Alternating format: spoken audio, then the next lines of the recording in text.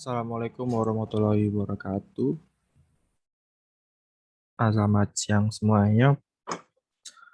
Pertama, saya ingin memperkenalkan diri saya. Nama saya Ronald Nevin, NIM 2024-10-10-2096 dari kelas Data Mining B.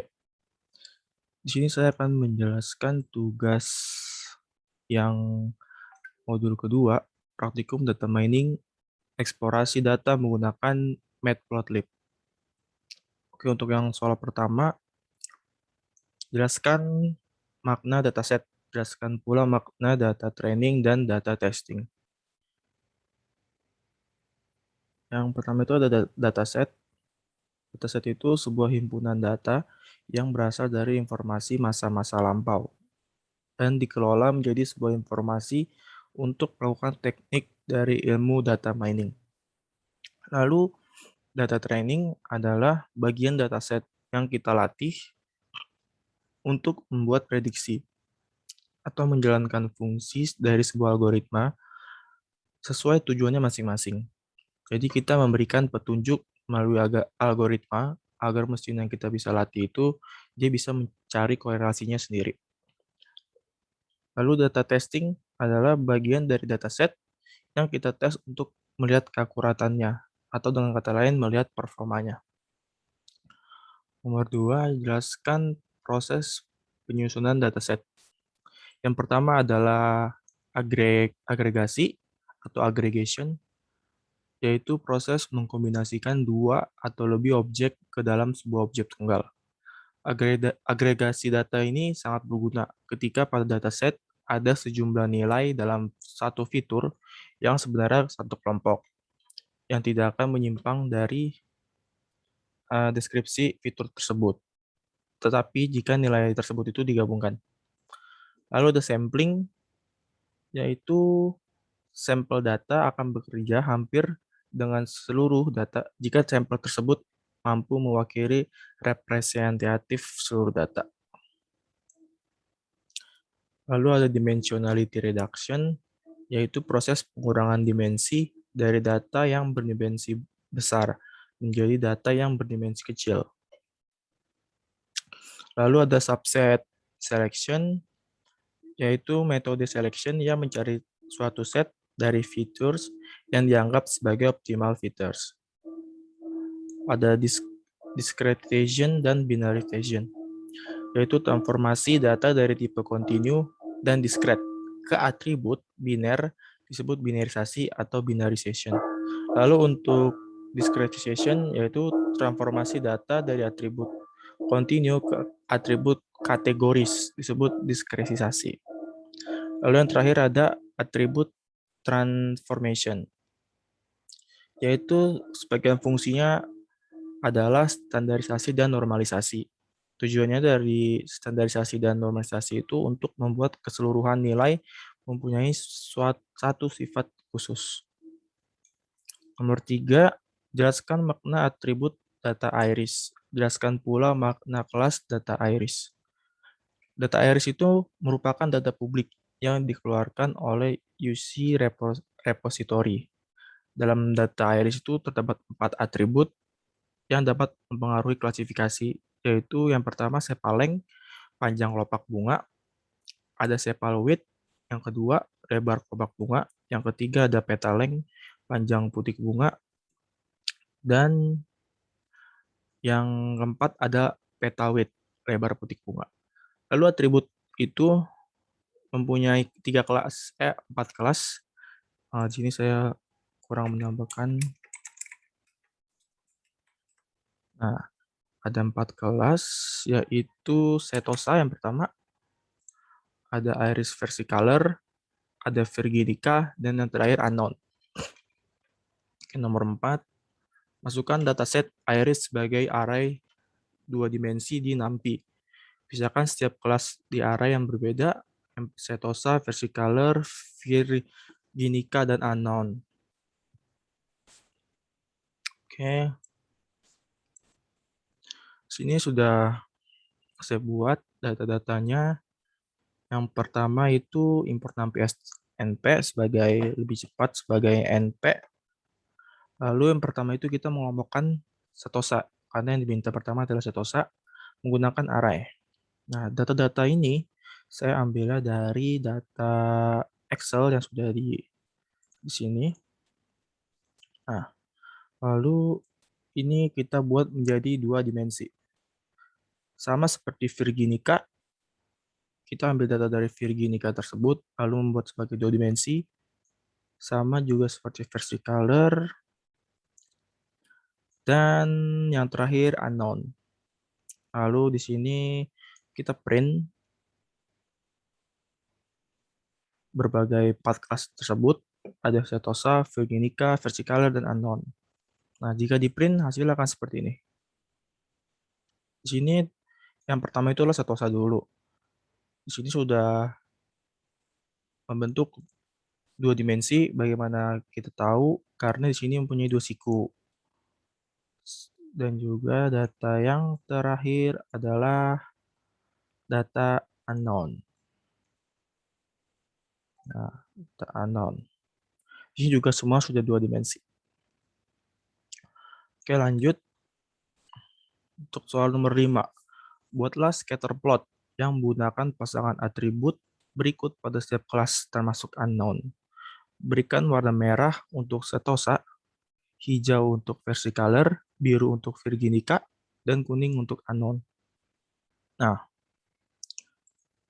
yang pertama itu kita kelompokkan dulu nih. Dari yang pertama, yang diminta adalah setosa. Pertama itu seperti biasa import AMPI SNP, lalu import matplotlib SPLT. Ini untuk penamaan saja supaya lebih cepat sebagai PLT. Lalu kita ambil datanya dari Excel untuk setosa. Nah, yang pertama ini saya mengelompokkan dulu menjadi 4, ibaratnya 4 variabel, 4 kelas itu. Nah, di mana saya membuat pertama itu, oh ya sebelumnya ini kita slicing dulu ya. Lalu yang pertama itu adalah sepaleng setosa, di mana ini untuk setosa kita lihat pada Excel. Ini dimulai dari indeks 3, berarti 0, 1, 2, 3. Nah, di sini kita mengambil data dari sepaleng. Lalu mengambil untuk petal width, mengambil indeks ke 0. Untuk petal width, untuk sepal width, mengambil indeks ke 2, sepal width. Untuk yang terakhir, petal length, mengambil indeks pertama, petal length. Nah, sama seperti setosa yang pertama, di Virginica itu sama. Kita mengambilnya dari data indeks dari Excel, ada sepaleng Virginica dengan indeksnya yang ketiga. Ini.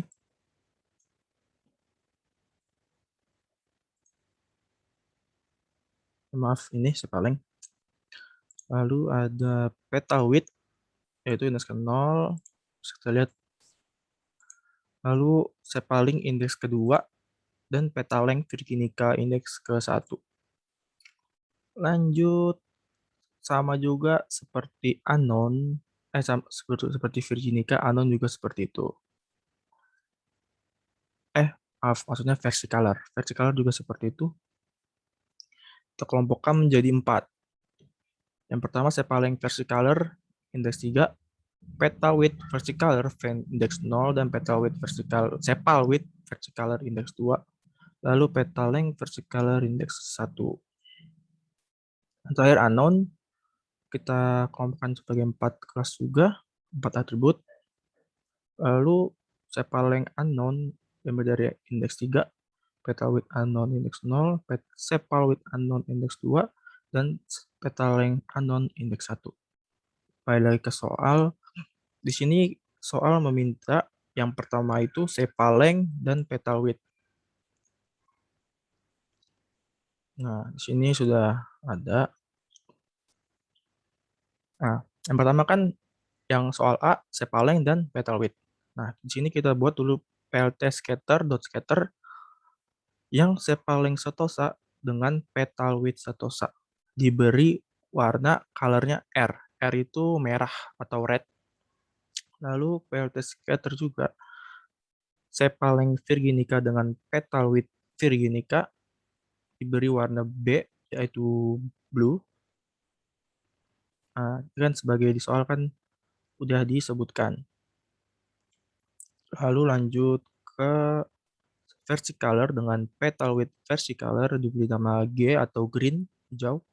Dan sepaleng unknown dengan petal with unknown diberi warna Y, yaitu Y sendiri itu adalah kuning untuk unknown. Lalu sini saya beri font 1 untuk mempercantik saja, memperindah nanti, dan juga font 2. Nah, di sini PLT title ini untuk menamai sebuah nama, yaitu sepaleng dan petal width. Nanti di kolom di tabel tersebut terdapat label sepaleng dan petal width, dan juga ada X label diberi nama sepaleng, dan Y label kita beri nama petal width. Lalu ada PLT show untuk menunjukkan hasilnya. Yang kedua itu diminta menggabungkan sepal width dan petal length. Nah, sepal width dan petal length sama seperti di atas, sepal width setosa dengan petal length setosa diberi warna R atau merah. Sepal width virginica dengan petal length virginica diberi warna B atau blue, biru. Sepal width versicolor, petal length versicolor diberi warna G atau hijau, green. Dan sepal width unknown dengan petal length unknown diberi warna Y atau kuning. Nah, di sini juga sama seperti di atas, ada title, ada X label, dan Y label untuk menentukan namanya. Nah, untuk yang C, sepal length dan petal width. Sini ya, sepal length dan petal width. Nah, lalu langsung saja plt.scatter, sepal width setosa, dan petal width setosa dengan color R, dan sepal width virginica dengan petal width virginica dengan warna B atau blue, biru. Sepal width versicolor, petal width versicolor dengan warna G, green. Dan yang terakhir unknown dengan warna Y atau kuning. Nah, untuk yang terakhir, untuk unknown, yang D, sepaleng dan petaleng. Sama juga, sepaleng setosa dengan petaleng setosa dengan warna merah, sepaleng virginica dengan petaleng virginica dengan warna biru, lalu serta versicolor dengan petaleng versicolor dengan warna hijau, dan sepaleng unknown dengan petaleng unknown dengan warna kuning. Juga sama diberi titel dan nama labelnya. Oke, langsung saja jika dirun hasil akan seperti ini. Sini sudah nampak ya, terdapat scatter plotnya. Terdapat 4 scatter plotnya. Oke, lanjut untuk soal yang ke-6. Jelaskan bagaimana karakter pengelompokan setiap kelas pada scatter plot. Nah, bisa dilihat bahwa setosa ini yang tadi mempunyai warna merah ini cenderung berkelompok, dan juga terlihat pada kelas dengan jenis yang pada masing-masing kelas itu bergerombol juga. Nah, untuk setosa itu ukuran panjang kelopak dan mahkotanya itu paling pendek. Jadi ukuran lebar mahkotanya paling kecil dan kelopaknya juga paling besar. Untuk versi color, dia itu ukuran panjang kelopak dan mahkotanya lebih panjang dari kelas setosa. Ukuran lebar mahkotanya lebih besar dari kelas setosa. Untuk virginica, ukuran kelopaknya lebih panjang dan ukuran lebar mahkotanya lebih lebar. Untuk soal nomor 7, perhatikan data yang berjenis unknown. Jelaskan bagaimana cara meramal jenis data unknown. Nah, pada jenis unknown ini kita lihat, ini sebagai perumpamaan saja, kita lihat warna kuning ini. Nah, dengan kita bisa meramal itu, kita melihat titik-titik yang ada pada warna kuning. Nah, di titik-titik ini cenderung bergerombol di bagian yang sama. Jika titik kuning tersebut cenderung bergelombang pada kumpulan titik merah, maka diprediksi jenis data anon tersebut masuk ke kelas setosa dan begitu juga dengan data yang lainnya. Oke, lanjut ke soal nomor 8. Buatlah paralel koordinat plot dari data yang berkelas setosa, versicolor, dan virginica. Berikan warna merah untuk setosa, hijau untuk versicolor, biru untuk virginica. Hint, gunakan perintah plot dan operasi slicing pada NumPy untuk mempermudah tugas Anda. Nah, di sini sudah saya berikan keterangan. Masukkan NumPy array sebagai petal width, petal length, sepal width, sepal length. Nah, berikan perulangan menggunakan len versicolor. Di sini kita buat PLT plotnya dengan keterangan satosa berwarna merah, PLT plot keterangan dengan virginica berwarna biru, dan yang terakhir versicolor dengan berwarna green. Nah, jika di run akan menghasilkan seperti ini. Nah, di sini sudah nampak garis-garisnya berwarna biru, merah, dan hijau. Dapat juga. Lalu untuk soal nomor 9. Jelaskan bagaimana karakter pengelompokan setiap kelas pada scatter plot. Nah, terlihat di sini antara garis-garis pada sepal length atau pada sepal width dengan garis-garis pada petal width atau petal length memiliki perbedaan ya.